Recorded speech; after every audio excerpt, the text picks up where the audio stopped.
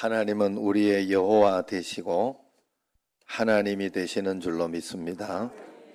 성경에 두 가지 개념이 있으니까 여러분들이 잘 기억하시고, 하나님은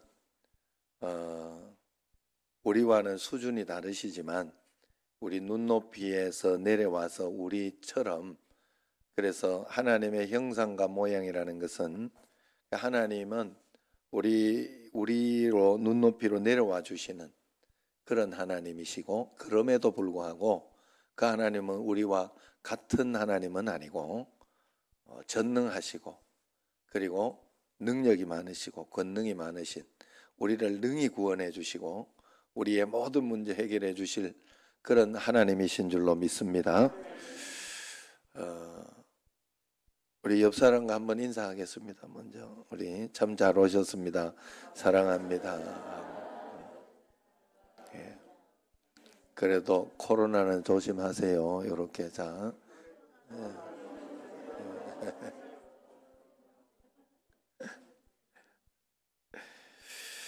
어느 날 제가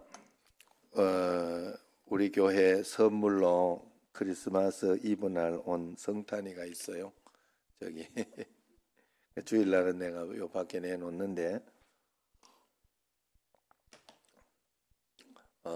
제가 이렇게 매일 그 밥도 주고 음식도 갈아주고 그러면서 그 목양실 화장실에서 키워요. 그래서 제가 이렇게 보면 이쁘고 하니까 그냥 밥만 주는 게 아니라 요래 안아가지고 요래 가지고 밥을 줄 때 이렇게 좀, 그래서 이렇게 주면서 이렇게 봤어요. 아이고 너는 참 사랑스럽다 이러면서 보는데, 이 눈이 이렇게 눈알이 이렇게 정상적이다가 여기만 하얗게 이렇게 돼 있더라고. 그걸 봤어요. 하얗게. 조금 이제 정상은 아니죠. 그냥 이쪽 눈하고 똑같이 이렇게 그래야 되는데 하얗게 뭐가 이렇게 있더라고. 태어나면서 그랬는지 어쨌는지는 모르겠는데 그걸 이제 제가 늦게 발견했어요. 그걸 보면서 그런 생각이 들었어요. 만약 이게 사람이라면 사람들끼리 이런 조금 다르고 그렇게 되면 그걸 보고 이상하게 보고 뭐 잘못됐나 이런 생각을 하고, 또 뭐 아이들 같으면 놀리고 서로 그렇게 하지 않았겠나. 그런데 내가 주인의 입장에서 그 토끼를 보니까 그 뭐 장애가 있고 좀 이렇게 그렇게 보이는 어떤 그런 것은 전혀 문제가 안 되더라 하는 거예요. 나는 주인이고 나는 사람이고 뭐 동물이고, 그리고 그저 뭐 크는데 문제 없고 또 이렇게 있는데 문제가 없으니까, 그게 질병이나 뭐 이런 것이 아니니까 문제가 안 되고, 그저 그래도 사랑스럽고 그래요. 혹시 궁금하시면 오늘 가서 한번 저기 가서 이래 눈을 보세요. 그러면 좀 달라요. 한쪽이 달라요. 그래서 그걸 이렇게 보면서 하나님도 나를 보실 때 이처럼 보시겠구나 하는 그런 생각이 들었어요. 사람끼리는 어떤 장애가 있거나 어떤 뭐 이렇게 보기가 이렇게 그렇거나 하면 잘생겼네 못생겼네 이러면서 따지고 그걸 가지고 뭐 싫어하고 이렇게 하지만, 하나님이 우리를 보실 때는 그저 사랑 하나 가지고 우리로 하여금 그래도 이쁘다 사랑스럽다 이런 것은 아무 문제가 되지 않는다, 그러지 않겠나 하는 마음이 들었어요. 우리가 이런 하나님의 사랑을 받고 있다 하는 마음을 꼭 가지시기를 바랍니다. 이 한 가지 사실만 꼭 붙잡고 주님 앞에 이렇게 나아간다면 매일매일 행복한 동행이 될 것이라 믿습니다.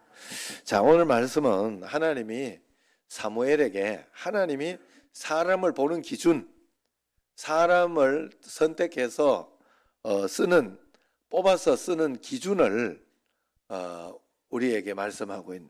기준이 오늘 잘 들어. 기준을 잘 잡아요. 예? 기준이 오늘 그 제대를 해가지고 얼마나 또 은혜가 복이 있는지. 다음 주 수요일 원래 제대인데 또 코로나 때문에 휴가를 못 나와가지고 뭐 한참을 당겼어요. 지금 제대 날짜를 한참을 당겼고, 그런데 4일 또 당겼어요. 그래가지고 이렇게 나왔는데 상을 얼마나 받아왔는지 보니까 체질이야 군대 체질인데 나와가지고 감사해요. 이따가 저녁 했으니까 한번 저녁 인사를 한번 받아볼까 하는 생각이 있습니다. 그래서 그래 해라 그랬는데 또 이미 이게 직장도 다 됐다고 하더라고요. 그래 포크레인 쪽인데 그 대형으로 이렇게 해서 그것도 이미 잘 되어 있어서 잘 됐다 하는 마음이 듭니다. 어쨌든 뭐 이야기하다 기준이 잘 들어라 하다가 기준을 잘 잡아요. 기준을 우리가 하나님이 우리를 보는 기준이 있어요. 쓰시는 하나님의 기준이 있더라는 거예요. 그래 그 기준이 쓰시는 그 기준이 뭐냐? 바로 하나님은 우리 사람의 마음의 중심이다 그랬어요. 마음의 중심. 우리의 중심을 하나님은 보시는데 우리의 마음의 중심을 보신다는 거예요. 그럼 하나님이 보시는 그 마음의 중심이라는 건 무엇이냐? 영어로 보면 하트라 그래가지고 하트로 사람의 심장을 보시는 하나님으로 표현되어 있어요.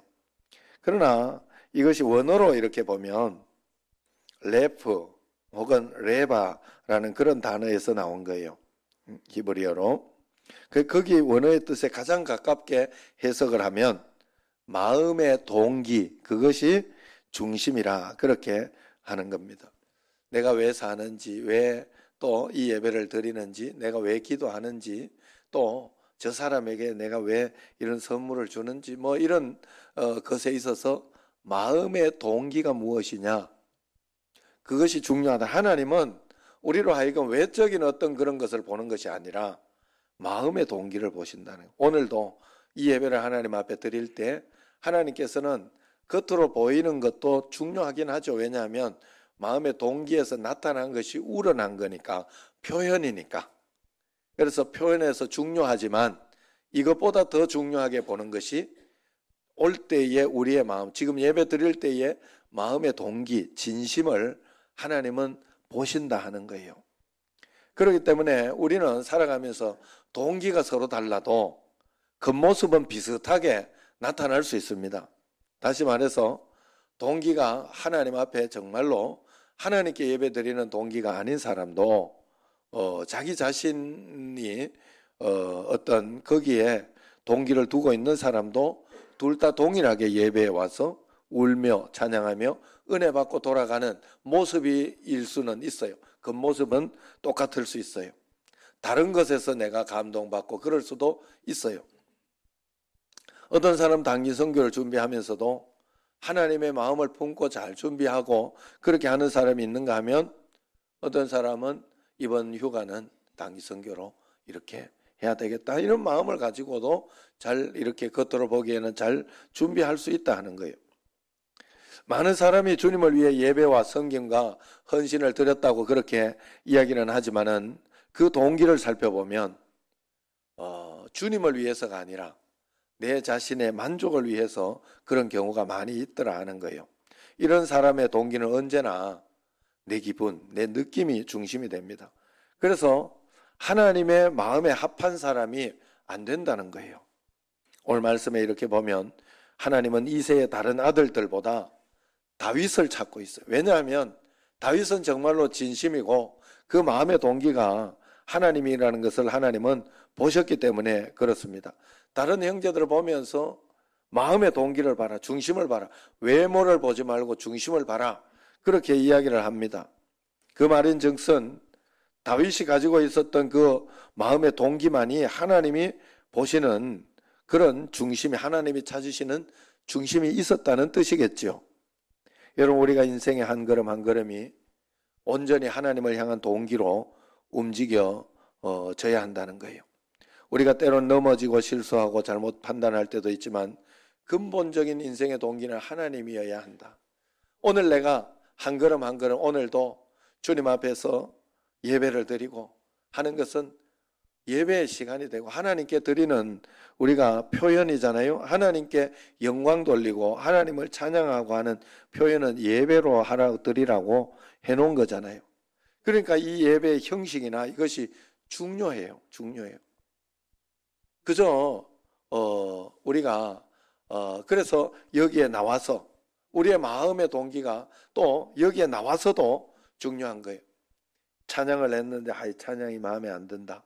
마음에 안 들면 안 돼요. 우리는 뭐 찬양대가 했는데 실수한 것 같다 이래가지고 찝찝하다 이러면 안 된다는 거예요. 예배는 하나님께, 내가 오늘 예배를 하나님께 드리고 하나님이 만족하게 하려고 온 거예요. 우리는 예배의 주체는 하나님이 받으시는 예배인데 내 기분이 어떻고 내가 어떤 느낌이고 이건 별 문제가 되지 않아요. 그건 아무 문제도 없어요. 오늘 이 예배를 하나님이 받으시고 계신가? 나의 예배를 내가 하나님께 오늘 1대1로 드리는 이 예배를 하나님이 받으시고 계실까 하는 게 중요해요. 그리고 오늘 나는 어떤 말씀을 내 마음속에 받았는가, 한 주일 동안 하나님 앞에 어떤 힘으로 내가 살아가야 할 것인가 하는 그 응답, 예배를 통하여 하나님께 영광 돌리고 내가 하나님의 음성을 듣고 말씀으로 살아갈 힘을 얻는 그것이 중요한 것이지, 오늘 예배가 어떻고 오늘 기분이 어떻고 느낌이 어떻고 이건 별로 중요하지 않더라 하는 거예요. 그래서 하나님을 항상 바라보며 그렇게 하나님 마음에 합한 자였다 하는 그 말은 착한 사람이었다 하는 뜻이 아니에요. 또 사람은 살면서 실수나 죄를 저지른 적이 없는 사람이다 하는 그런 뜻도 아닙니다. 사람은 언제나 그 사람이 얼마나 도덕적으로 착하냐 아니냐, 인생에 오점이 있느냐 없느냐 그것을 보지만은 하나님은 그런 것은 아무런 문제도 안 된다 하는 거예요. 그분은 우리에게 인생의 밤이 찾아올 때 인생의 마지막 숨을 내쉬는 순간 무엇을 붙잡고 있는지를 우리에게 묻고 있습니다. 동기가 온전한 사람은 하루를 마무리할 때, 인생의 막을 내릴 때 분명히 자기 자신에게 드러날 것입니다.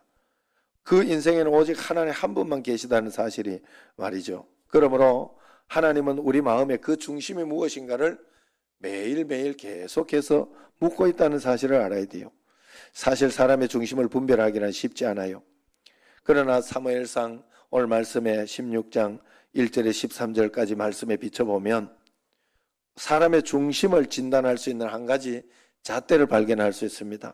그것은 뭔가 하면 나는 내 삶의 목적을 내가 빛나기 위해 살고 있는가 아니면 주님을 위해 살고 있는가. 다시 말해서 비록 내 자리가 초라한 자리일지라도 그것은 주님이 허락하신 것이기 때문에 충실히 그 삶을 살고 있는가 아니면 이 정도 오늘 하루의 삶은 그저 별거 아니라고 생각하고 적당히 대충 그렇게 살아가고 있는가, 그것을 살펴보면 안다 하는 거예요. 세상에는 언제나 자기 중심으로 자기의 삶을 풍요롭게 하기 위해서 쉬지 않고 일합니다. 그래서 열심히 스펙을 쌓고 외모를 가꾸죠. 다이어트를 하고 운동을 하고 성경을 해서라도 준수한 외모를 갖추기 위해 노력을 합니다. 오늘 사무엘 앞에서 왕으로 뽑혀보겠다고 열심히 자기 자신을 드러내는 이새의 7 아들과 같은 것이겠죠. 그러나 다윗은 어땠습니까? 자기도 혹시나 하는 그런 마음이 없었겠냐 하는 것입니다. 그러나 양을 칠 다른 사람이 없었기 때문에 그런 것에 연연하지 않고 그저 본인이 맡은 바를 열심히 충실히 하고 있었던 거예요. 그 앞에 들어 나가서 자기의 모습을 보이면서 내가 왕이 혹시 되지 않을까 하는 그런 마음을 가지고 있지 않아도 하나님은 찾아내어서 데리고 와서 왕으로 쓰셨던 거예요. 동기가 온전하고 순수하기 때문에 그것을 하나님은 보셨다 하는 거예요. 우리가 예수님을 믿는다고 주님을 섬긴다고 하는 이들도 다르지 않을 때가 많아요. 그저 예수님을 믿는다며 세계적인 무대에서 서서 멋지게 주님을 섬겨야 되겠다 하는 그런 생각에 사로잡혀서 언젠가 주님을 위해 큰 일을 행하겠노라 결단하면서 열심히 합니다. 그런데 하나님을 위해 살겠노라 하지만은 사실은 그것이 자기 자신을 드러내고 자기 자신을 나타내려고 하는 그런 것은 아닌가 살펴봐야 한다는 거예요. 저도 이렇게 노예나 어떤 그런 것이 있어서 그저 한 걸음 한 걸음 인도하는 가운데, 하나님 가운데 그저 따라가다가 보니까 이렇게 된 거지. 막 내가 억지로 이렇게 하려고 하고 임원하려고 하고 그렇게 하는 것은 아니다 하는 거예요. 그 동기가 어디 있는가 내 자신을 자꾸 살펴봅니다. 여러분, 우리가 하나님 앞에서 내 동기가 어디, 내가 진짜 나를 드러내려고 그러는 것인가, 내가 앞에서 한번 막 큰 소리 쳐보려고 그런 것인가, 동기를 잘 살펴봐야 돼요. 하나님 앞에서. 그러나 하나의 중심이 하나님 앞에 되어 있다면 언젠가 서게 될 큰 무대를 갈망하지 않습니다. 그저 지금 내가 살고 있는 삶의 현장 자체가 하나님께서 이미 나를 세우신 무대라는 걸 깨닫게 되는 거예요. 여러분, 매일매일 살아가는 삶이 하나님께서 여러분에게 세상 가운데 펼쳐놓은 무대예요. 그렇기 때문에 그 무대를 여러분들이 최선을 다하여 말씀 가운데에서 충실하게 살아내야 한다는 거예요. 그 누구도 주목하지 않고 조명도 비치지 않는 곳이라 할지라도 주님의 시선이 머무는 곳이라면 그것으로 만족하며 충실하게 음성을 들어가며 순종하며 살아내야 된다는 거예요. 다시 말해서 내가 위대한 삶을 살려고 하기보다가 하나님 앞에 바른 삶을 살아가려고 애를 쓰고 노력해야 된다 하는 거예요. 내가 외적인 성공보다 내적인 성공, 즉 매일매일 하나님의 뜻을 위한 삶을 살아가야 한다는 거예요. 그들은 성공하는 과정 가운데 주님이 그렇게 사는 사람은 주님이 작아지는 길을 선택하기보다 주님과 함께라면 실패라도 주님과 함께하는 길을 선택하며 간다는 것이죠. 그런 사람은 자기 일에 성공과 실패를 개의치 않습니다. 그저 하나님 앞에 하나님 따라가다가 조금 잘못되면 어때요? 그러면 다시 일어서면 되죠. 다시 일어서서 주님 손잡고 또 하나님이 인도하시는 길을 따라서 한 걸음 한 걸음 가려고 하면 되는 것 아니겠습니까? 그래서 다만 내가 신경 쓰는 건 이것이 하나님이 원하시는 일이었느냐 아니면 내가 원하는 일이었느냐, 이것이 내게 중요한 것이 아니겠느냐 하는 거죠. 여러분은 오늘 어떤 삶을 살고 있어요? 늘 자기 자신에게 꼭 물어봐야 할 줄로 믿습니다. 오늘 나는 언젠가 내가 서게 될 화려한 무대를 향해 달려가고 있는가, 아니면 주님이 오늘 내게 허락하신 그 하루의 삶을 감사하며 지금 여기에 무대를 내가 펼치고 있는지. 그렇다면 지금 내게 펼쳐놓은 그 무대가 어떤 아내에게 충실한 것, 남편에게 충실한 것, 또 자녀에게 충실한 것, 또 성도에게 충실한 것, 오늘도 이 무대를 여러분들이 충실하게 하기 위하여 하나님 앞에 오늘 예배 드리는 시간, 영광 돌리는 시간, 그럼 오늘 하루를 또 여러분들이 충실하게 보내요.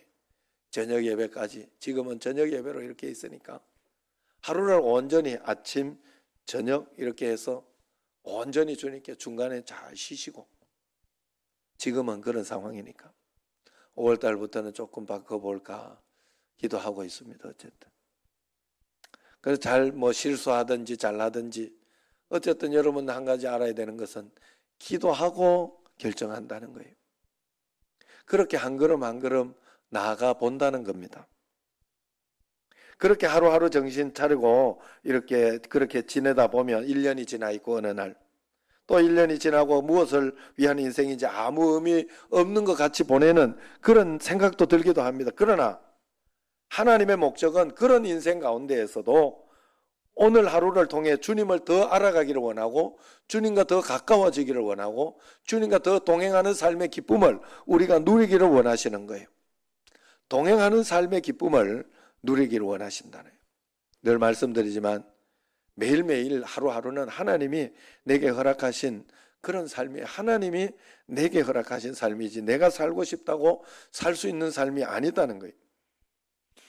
그러므로 갑자기 어려운 일이 일어나도, 당황스러운 일이 일어나도 결코 하나님이 모르거나 실수하신 일이 아니라는 걸 알아야 됩니다. 그러기에 낙심하거나 실망할 필요가 없고 그냥 하나님이 인도하시는 만큼 가자 생각하고 안 되는 걸 억지로 하려고 막 애를 쓰고 노력하려고 그러지 말고, 그렇다고 또 하나님의 뜻인데 하나님의 말씀이라고 하면 어떻게 해서라도 최선을 다해서 이루려고, 하나님이 주신 기회라면 그 기회를 빨리 잡고 그것을 가지고 애를 써야 된다 하는 거예요. 그러나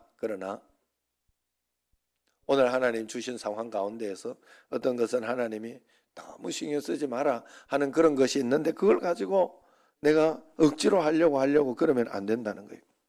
그래서 그러니 우리가 매일매일 하나님이 인도하시는 만큼만 살아가면 됩니다. 그러면 내 자신을 다시 보게 되는 거예요. 여러분, 매일매일 여러분들이 정말로 대충 넘어가서 그렇지 매일매일 여러분에게 특별한 일들이 일어나요. 항상 일어나요. 저도 어제 같은 경우에 이렇게 볼 때 또 어떤 사람이 저한테 이렇게 늦은 생일 선물을 가지고 오더. 안 갖고 와도 되는데 내가 잘 키워놔가지고 그래. 또 어제 기준이 갑자기 왔다는 소식을 들었잖아요. 내가 그죠? 특별한 거잖아요. 보통 다음 주 수요일 올 줄 알았는데 그렇게 왔던 특별한 어떤, 또 뭐 그저께 같은 경우에도 이렇게 특별한 소식을 예정이가 집에서 근무할 수 있게 됐다. 재택근무로. 코로나 때문에 받은 혜택. 얼마나 감사한지 몰랐어요. 예? 그래서 그런 어떤 일들이, 내가 생각지 않던 어떤 소식이나 어떤 그런 일들, 또 내가 어떤 일을 하는 가운데 해야 될 어떤 그런 것들, 이런 것들이 툭툭툭툭 생겨나는, 그리고 한 가지 정도라도 꼭 생겨요. 그래서 여러분, 그렇게 해서 내게 펼쳐진 무대를 내가 어떻게 살아갈까? 어제 또 떡도 있었네. 떡. 다음 주는 기정떡을 여러분들에게 한번 선보이겠다. 정정자 집사님이 열심히 돌아다니면서 여러분들이 현이 카페를 또 이렇게 잘 가져서 고맙다 해서 고마운 마음으로 하겠다. 어제 또 이렇게 이야기를 그거 해도 되냐 물어보더라고요. 좋다고 그랬죠. 하여튼 여러분, 별거 없는 것 같은데 잘 살펴보면 내가 원하고 내가 생각지 않던 일들이 일어나요. 어떨 때는 상사가 나에게 생각지 않던 기분 나쁜 말을 한다든가, 그것도 특별한 일들이 내게 펼쳐진 무대 가운데 하나다 하는 거예요. 그렇기 때문에 항상 그 마음으로 너무 실망할 것도 없고 너무 오버할 것도 없어요. 그죠? 주님이 어떻게 인도하실까? 또 그런 일이 일어났을 때는, 또 특별한 것이 일어나 그때 주님 앞에 기도하며 주님 말씀대로 내가 어떻게 따라갈까? 한 걸음 한 걸음 동행하며 가면 됩니다. 그래서 매 순간순간 내 삶의 동기를 살피는 그것만 필요한 거예요. 지금 나의 이 선택이 주님의 뜻을 위한 것인가? 아니면 나를 위한 것인가? 내 욕심 때문에 그런 것인가? 하나님 말씀에 순종하며 나가는 것인가? 그걸 살펴볼 수 있다 하는 거예요. 그러므로 지금 사업의 문제, 직장의 문제, 자녀들의 문제, 부모님들의 문제 다 가지고 있지만 그 동기가 주님을 위한 것인가 나를 위하신가 잘 살펴요. 어제 또 이런 일도 있었니? 저녁에 아버지가 전화 와가지고, 요건 우리 정신제일교회만 들어야 돼. 저는 뜬금없이 10시쯤 왔나. 왜요? 그랬더니 뭔 일 있어요? 이랬더니 아니야. 그래. 보고 싶어 전화했지. 이러더라. 뭐 갑자기 그래요? 그랬더니 보통 부모는 막내가 제일 사랑스럽다 이러더라. 어이구, 굉장히 기분이 좋았어요. 내가 감동됐어요. 그래서 그런 또 생각지 않던 일들, 이런 일들도 일어나요. 그 여러분, 우리가 하나님 앞에서 말씀 가운데에서 따라가려고 그죠? 그래서 그런 일에 또 감사하고 또 기뻐하고 또 기도하고 그러면서 하나님 앞에서 이렇게 살아가는 거예요. 여러분, 그러므로 우리가 다른 거 볼 필요 없습니다. 나에게 혹시 가식적인 태도나 그런 것이 있지 않은가 한번 살펴보고, 그것을 하나님 앞에 드릴 수 없으니 우리는 하나님 앞에 진실을 드려야 돼요. 윌로우 크릭 교회 빌 하이벨스 목사님이 쓴 책이 있습니다. 아무도 보는 이 없을 때 당신은 누구인가 하는 책입니다. 이 책의 제목을 저는 마음에 항상 담아두고 있어요. 밝은 조명 아래서 많은 사람들이 나를 바라보고 있을 때 그 모습은 내 진짜 모습이 아닙니다. 설교를 전하는 강단 위에서는 마치 모범 답안을 전하는 것과 같지요. 그러나 진짜 내 모습을 보는 사람은 집에 있는 자식들, 또 아내, 그 아내가 평가하고 나를 보는 모습이 진짜 모습이겠죠. 또 거기에서 조금 더 심화되어서 나아가 보면, 그래서 겉으로 밖에서는 이렇게 굉장히 신사적이고 사랑하고 좋은 그런 데 있는데 아내한테 가면 포근을 하고 자식에게 막 함부로 하고 그렇게 하는 사람들도 있어요. 또 겉으로 이게 남자만 이야기하면 안 돼. 겉으로 보기에는 진짜 아름답고 사랑스럽고 밖에서는 참 잘하는데 남편한테만 가면 막 씩씩거리고 그러는 분들 우리 교회는 없어요. 예. 그래 그게 이제 동기, 진심이 무엇이냐 이것이 중요하다네. 그런데 또 그 모습조차도 더 깊이 들어가 보면 또 그것도 다가 아닐 수 있어요. 나 혼자 컴퓨터 앞에 있을 때, 나 혼자 TV 앞에 있을 때, 나 혼자 사무실에 있을 때, 나 혼자 다닐 때 그 모습이 하나님 앞에 진실해야 된다는 거예요. 아무도 보지 않을 때 내가 바르게 살고 있다면 그 사람은 보고 있을 때는 아무 문제 없어요. 그러므로 우리는 언제나 하나님 앞에 정직해야 합니다. 아무도 보지 않는 곳이라는 것은 아무도 보지 않는 곳이 아니라 내가 하나님 앞에 서 있는 곳이라는 뜻이에요. 하나님 앞에 내가 내 자신을 드러내고 있는 곳이다. 하나님은 다 보고 계시기 때문에 우리가 그때 가장 정직해야 됩니다. 그때 나 자신을 속이면 하나님을 속이는 것이 됩니다. 그러므로 하나님 앞에 우리는 서 있을 때 철저하게 정직하게 살아야 돼요. 그래서 성경에서는 예수님의 위선적인 그런 태도를 굉장히 싫어해요. 위선적인 서기관 바리새인들을 향해 던지는 그 추상 같은 책망을 한번 들어보세요.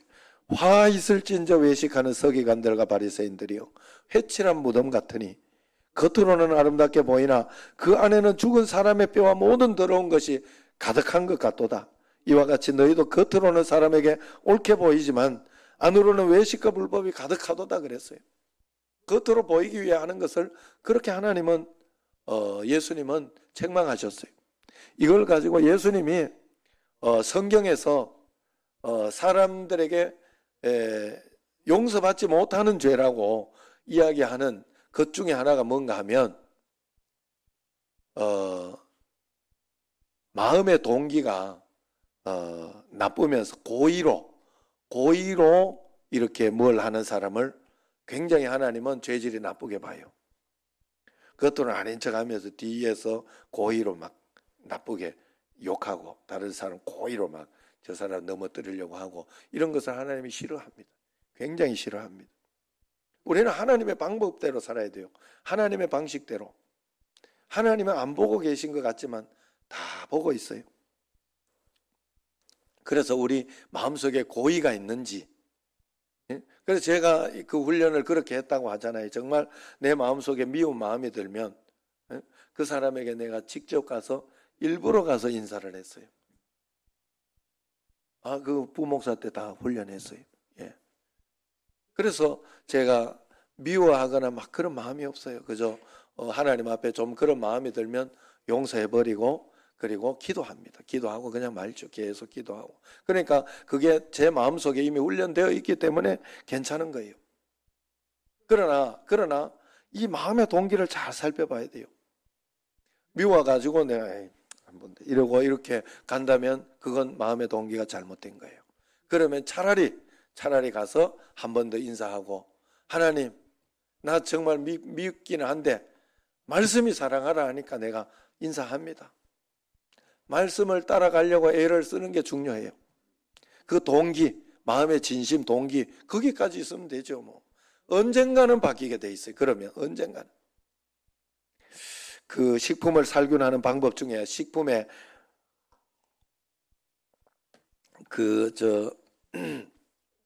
균이 들어가 있으면 안 되잖아요. 그래서 그 저온 살균이라는 그런 방법이 있다고 그래요.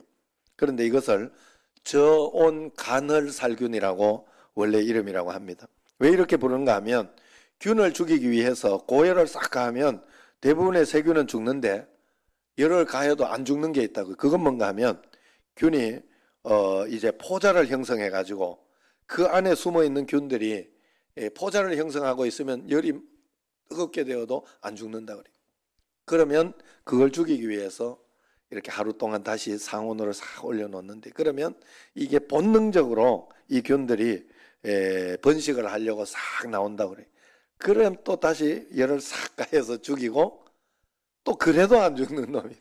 그래가지고 그걸 다시 또 상온으로 올려서 또 갑자기 또 열을 가해서 이렇게 죽여내는, 그렇게 다 죽인다고 그래요. 우리가 신앙적으로도 이것이 굉장히 중요하다 하는 생각이 듭니다. 포자를 형성해서 그 안에 숨어있는 은밀한 동기들, 죄들이 우리에게 있어요. 그 은밀한 행실, 그것을 정직하게 하나하나 끄집어내어 하나님 앞에 가지고 나가서 그 문제를 내어놓고 기도해야 합니다. 그러면 예수님의 십자가가 다 살균해 주는 거예요. 다 살균해 주는 거예요. 그래서 우리가 하나님 앞에 매주일 예배드리고 기도하고 말씀 묵상하는 시간은 우리의 은밀한 죄들, 이런 것들을 다 깨트려내고 살균하는 그런 시간입니다. 전 간을 살균의 시간인 줄로 믿으시기 바랍니다. 그때 내 안에 자리 잡고 있던 사람을 의식하고 사람의 눈에 보이는 부분에만 신경 쓰는 위선을 살균하는 시간이 되어야 되고, 하나님께 깊이 드리는, 그래서 사람이 신경 쓸 일이 있고 그런 일이 있을 때 막 속상하고 순간적으로 나와요. 우리가 인간적으로 자유의지가 있기 때문에 어쩔 수 없어요, 그건. 그러나 그럴 때 하나님, 내가 하나님께 예배드리는데 이건 내가 신경 쓸 일이 아니라 저 사람이 신경 쓸 일이에요.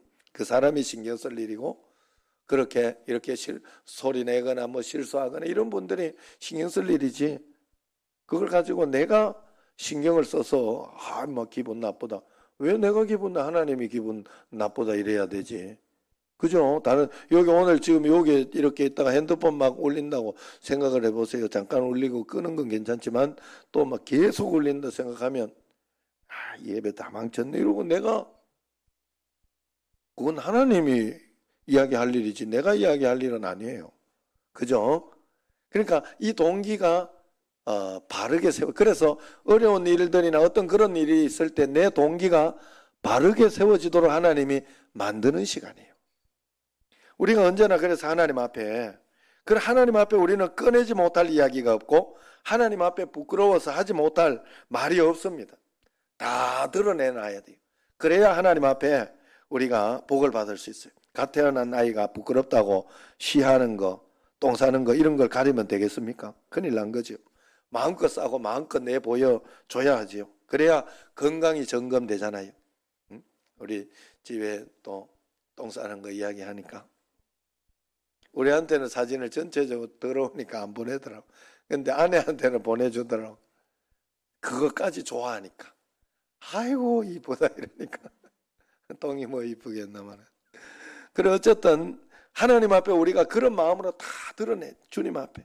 하나님, 내가 요거는 지금 저놈은 내가 정말 용서하기 싫다고. 하나님, 그런데 말씀은 사랑하라고 하네요. 어떻게 해야 됩니까? 고민하고 그저 하나님께 드러내면 됩니다. 언젠가는 됩니다. 언젠가는. 그래서 우리가 하나님 앞에서 진실하게 내어놔야 돼요. 페이지 저치의 그 신재호 목사님의 글이에요. 이분이 글을 참 잘 쓰시더라고요. 제가 감동이 돼서 한번 여러분 읽어드리려고 해요. 소리에 마음이 담기면 말이 됩니다. 소리일 때는 말이 아니라는 거예요. 마음이 담겨서 표현이 되면 그게 이제 말이 된다는 거예요. 막 잠이 들려고 할 때 귀 옆에서 모기 소리가 들리면 정말 듣기 싫어도 상처가 되지는 않습니다. 마음이 안 담긴 소리, 단순한 소리이기 때문입니다. 기도하는 것도 마찬가지입니다. 화려한 언변의 기도여도 마음이 없으면 소리일 뿐입니다. 하지만 마음이 담겨 있다면 그 어떤 소리도 기도가 됩니다. 울음소리도, 외치는 소리도, 원통해하는 소리도 기도가 되고, 피아노 소리도, 드럼 소리도, 노래 소리도 마음이 담기면 다 기도가 됩니다. 소리에 하나님을 찾고 하나님만 사랑하고 하나님을 의지하고 하나님께 감사하는 마음이 담겨 있다면 하나님께 가장 잘 들리는 기도가 됩니다. 그러므로 마음을 담은 소리를 내도록 해야 합니다. 왜냐하면 진심이 담긴 그 소리를 신호로 하나님은 일하기 시작하기 때문입니다. 무슨 뜻인지 여러분 잘 아시겠죠? 오늘 여러분 이 예배가 하나님 앞에 마음이 담긴 그러한 예배, 전심으로 드리는 예배 되어서 하나님이 기뻐하고 또 여러분 삶도 풍성하고 복된 칭찬받고 복을 받고 승리하는 여러분과 제가 되기를 주의 이름으로 축원합니다. 기도하겠습니다. 하나님 아버지 감사합니다. 저희들이 마음이 담긴 진심과 중심이 담긴 예배를 주님 앞에 꼭 드리게 하여 주옵소서. 오늘도 하나님 앞에 온전히 서사오니 저희들의 마음과 정성을 기쁘게 받으시고 큰 응답과 영광으로 나타나게 하옵소서. 예수님 이름으로 기도드리옵나이다. 아멘.